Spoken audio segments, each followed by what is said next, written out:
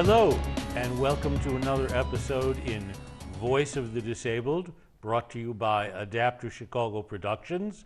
I'm Joel Margolis, your host, and with me today is Dr. Ann Scheetz, an organizer for the Illinois Single Payer Coalition.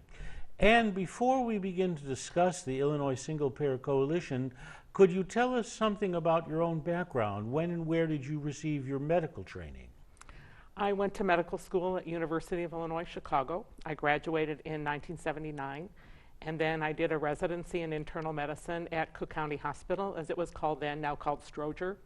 And then I was in practice in Chicago after that for more than 25 years, before I retired from clinical practice. Were you self-employed as a physician? Part of the time I was self-employed. I worked for a hospital. I was self-employed again, yes. Doing internal medicine Yes, most of those years? Mm-hmm. Okay, and then you retired when? I retired from clinical practice in 2010 in order to work on single-payer health care. And do you retain membership in a variety of different medical associations? My principal membership now as a physician is in Physicians for a National Health Program. That's part of my work for single-payer health care.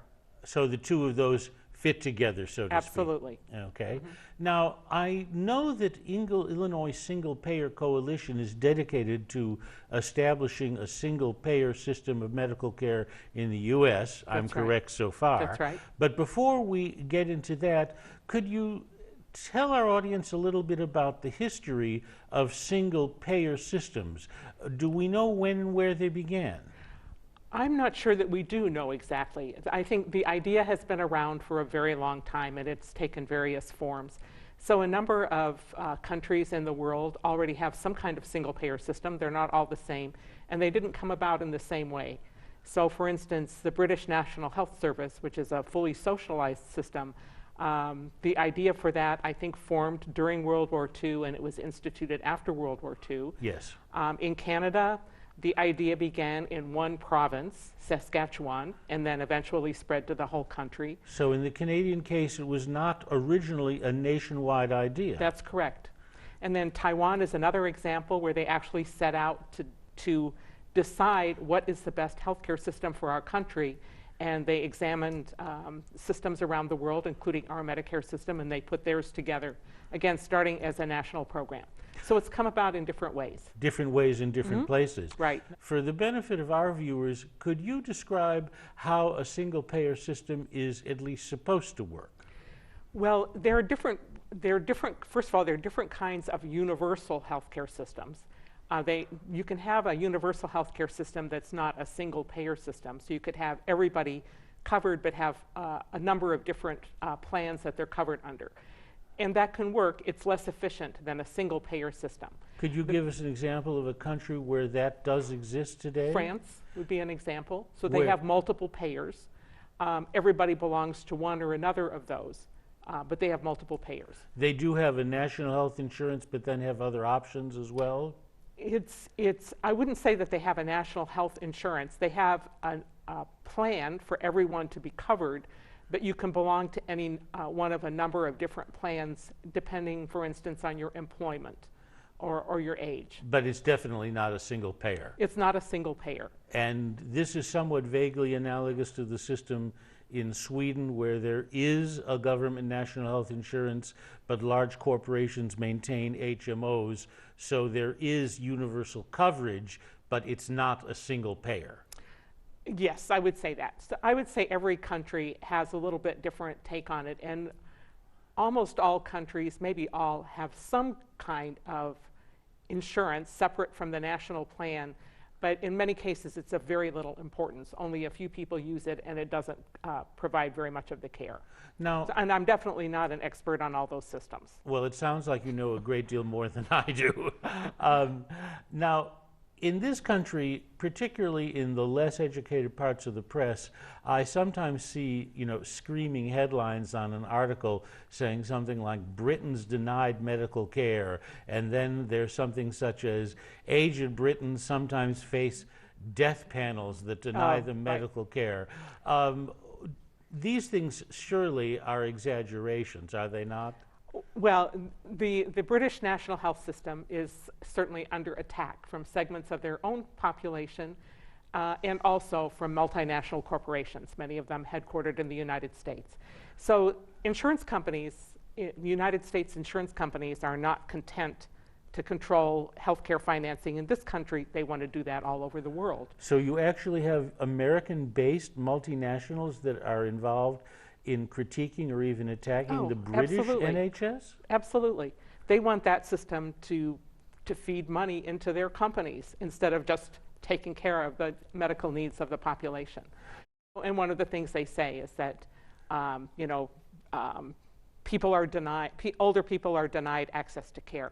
Well, this isn't true. It is true that they have a public system for deciding which treatments are beneficial and which are too costly. Every health system does that. There's no such thing as a health system that covers anything that anybody can think up. You do have to make decisions about that. Doing it in a systematic, transparent, scientific way is actually beneficial for healthcare. Okay, so in the British case, everyone is guaranteed care, but the national health system will make some decisions about what course of treatment they will or will not pay for. Is that a fair statement? There are certain drugs or procedures that they will decide these are not worth it, or even they're too dangerous. That happens in our system too, but it doesn't happen in a systematic or even scientific way. So insurance companies, for instance, make decisions about what treatments they'll cover, what drugs they'll cover. They have no obligation to let any of their the people enrolled in their programs know how they make those decisions. In fact, they keep them secret. Medicare, of course, Medicare makes decisions about what it will and will not cover. That is a public process that people can get involved in. Medicaid programs make that decision. A small number of people at the top will decide what Medicaid is going to cover and what it won't. And the public has very little input into that. So these decisions are made everywhere. In some cases, they're made in a better way than others. Okay. Now, in a single-payer system such as that of the British system, which, as you say, is fully socialized, all funding comes from the national government? That's correct. They own the hospitals. They pay all the doctors. They pay all the nurses, the physical therapists, the dentists. It is possible to opt out of that system as a practitioner, but the vast majority of practitioners are paid by the government. Okay. Now, one of the canards that's constantly thrown at the British NHS and sometimes at other European systems by various self-appointed critics in the US is to say something such as, well, in a single-payer system, you never choose your own doctor. Is there any truth to that? No, that's not true. In our system, it's difficult to choose your own doctor. Your insurance company decides whom they have contracts with, and if you go to a doctor outside of that, then you have to pay extra. Probably you have to pay the whole price. No, in single-payer systems, because all of the doctors, the hospitals, the pharmacists are in the same general system, you do have a choice. You can go to anyone you want. Now, in most single-payer systems, okay, you can therefore choose your own primary care physician. Absolutely. Okay? What, however, happens in a single-payer system if you need a specialist? So systems are different in that. So in some systems, you have to go through your primary physician in order to get a referral to a specialist. And in some, the patient can choose whom to go to without going through the primary care physician. So with regard to specialists, single-payer systems in different countries do have some difference as to how you access a specialist. And there are many different systems across the world. When you get down to the details, there are a lot of different systems. What's the same about all of them is that everybody in the country has access to the care that they need. And that is an essential feature of a single-payer system. Absolutely. And it's the thing that the United States lacks. Clearly it does. Now, in single-payer systems, are most hospitals owned by the national government and are therefore public hospitals? No. So that's the case in Britain, for instance. It's not the case in most countries. In most countries, the hospitals would be private entities, and then they would bill the national system for the care of the patients they take care of. So there are numerous countries where you have multiple privately owned hospitals, right, probably set up as not-for-profit corporations. Absolutely. Okay, with their own boards of directors. Right. And they bill the single payer. Yeah, let me take that back. So you could have it that way, but what we propose actually when we're talking about a single payer system for the United States is that each hospital would negotiate to get a lump sum payment, say once a month. And out of that, they don't bill anybody. They get this lump sum payment. They use that money to decide how best to take care of the patients that they're responsible for. So every time you start an IV or give somebody an aspirin, you don't have to generate a charge that goes on the patient's chart that then gets transmitted to the payer. That's a hugely wasteful system, and of course it's prone to errors, as all of us know. So you get rid of that. Make it as efficient as possible. So in a single-payer system, you're saying you wipe away some of the inefficiencies in hospitals Absolutely. that we now have.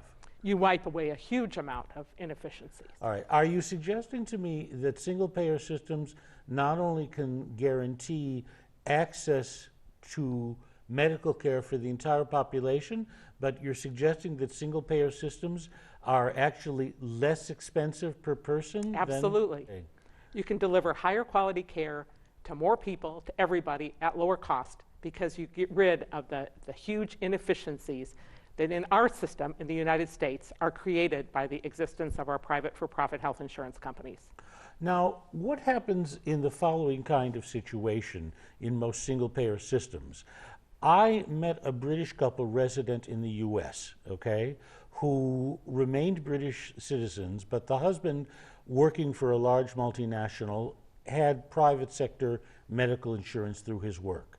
They had a son who, at the age of about 8 or 9, developed juvenile onset diabetes. I think you'll agree with me that that is usually more difficult to manage than the adult onset diabetes. Well, what we call type 1 diabetes absolutely requires insulin to sustain life. The body is producing no insulin of its own? Correct. Okay. And type 2 diabetes, the insulin production is different. It's more has to do with how the insulin is used by the body.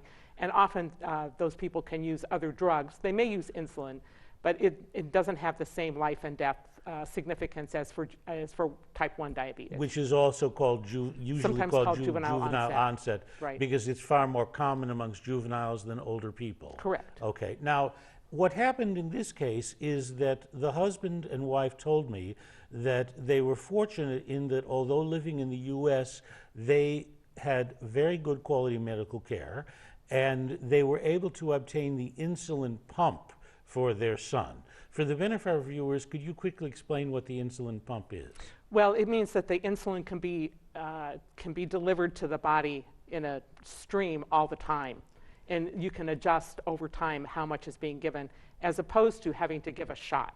So a shot every 4 hours, let's say. The insulin pump is surgically implanted in the body, right. And it then monitors the blood sugar level on an ongoing basis and secretes insulin as needed. Correct. Okay. Mm-hmm. They told me that for juvenile onset diabetics, that the insulin pump is actually a superior form of treatment. That's correct. Okay. Now, that's the standard of care now. The standard of care. Now, what they said to me was that they were able to obtain the insulin pump for their son because their insurance policy here covered it. But they said to me that in Britain, the NHS would not pay for the insulin pump. It would, of course, cover the cost of, the insulin, the syringes, nurse visits, and the like, but not the insulin pump itself. Now, in a single-payer system like that, if the parents have a child with juvenile onset diabetes, are they still free if they want to obtain something like the insulin pump at their own expense? And so I am not an expert in the British health system. As I understand it, it is difficult or impossible to get services that are not covered under the NHS outside of it. Again, the NHS makes decisions about how to spend their money, and those decisions apply to everybody, no matter how much money they have. So poor people and rich people have access to the same services. Clearly different from this country, where if you have no insurance, you can't get an insulin pump. You can't get insulin, period. Exactly. You can't get anything. Right. If you're wealthy, you can get whatever you want, even something that's not good for you. So, and we want a system in which those decisions are made through a public process, and whatever we decide, whatever amount of money we decide to spend, and however we spend it, it will apply to everybody. So if you're somebody who thinks we should be buying insulin pumps and we're not doing it, then you convince your fellow Americans that let's spend more money on our healthcare system so we can cover this. But we don't have a special privilege to buy it because we're rich. And if you're poor, tough. Okay. Now, you say if you feel there needs to be a change in a single-payer system, you can work with other people to change it. Absolutely. You're suggesting that in a system like the British system, there have been efforts in which citizens organized to lobby for a change in policy on Absolutely. certain treatment? That has to go on wherever you are in any healthcare system. We're always going to have committed people who work to make the system better, who work together to make the system better. So unlike the stereotype that's sometimes propounded of a single-payer system as being purely top-to-bottom decisions, you're saying that in some countries, citizens can and do organize to bring about treatment of care differences in the system? Absolutely. Okay. I think that goes on everywhere. Okay. And your organization would endorse that type of citizen involvement? Absolutely. That's why we work with people with disabilities who are, famous throughout the world for organizing for what they need. Nothing about us without us. We think that's a model for every healthcare system. Now, speaking of people with disabilities, what happens to the disabled in a single-payer system? Well, access to care is the same. They're not segregated into a separate payment system. They have access to the same care that everybody else. And therefore, we all work together to make that care superior. Now, in a single-payer system, okay, the disabled should, in theory, be able to obtain whatever medical care they need? Absolutely. Okay. Suppose you have a situation where an individual has a traumatic accident, is confined to wheelchair, okay?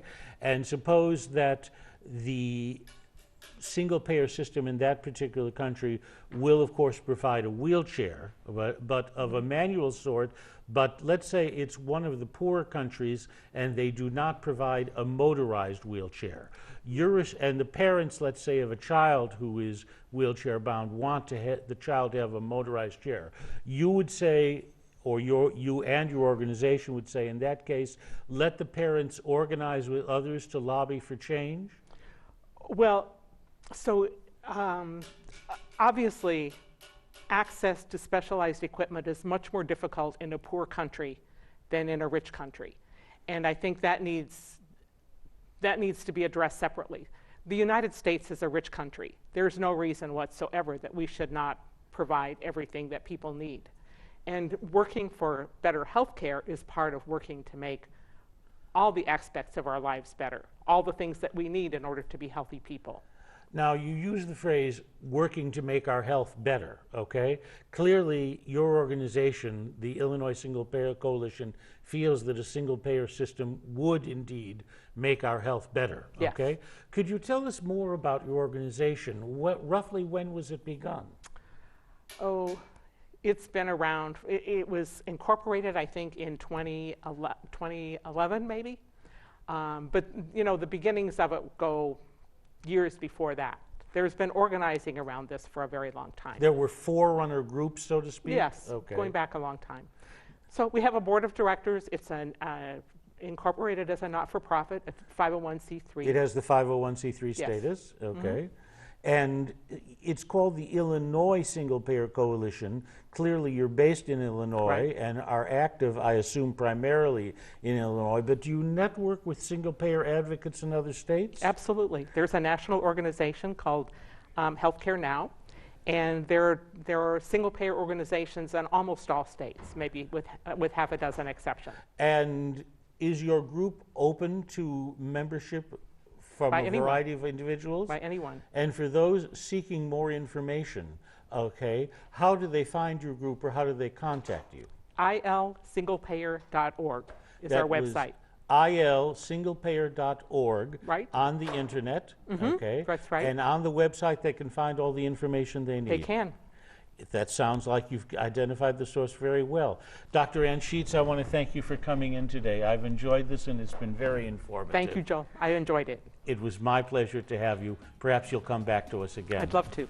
And for our audience, thank you for joining us today at Voice of the Disabled, brought to you by ADAPT of Chicago Productions. Please join us again on our Saturday morning broadcast. or look for us online at the CAN TV website.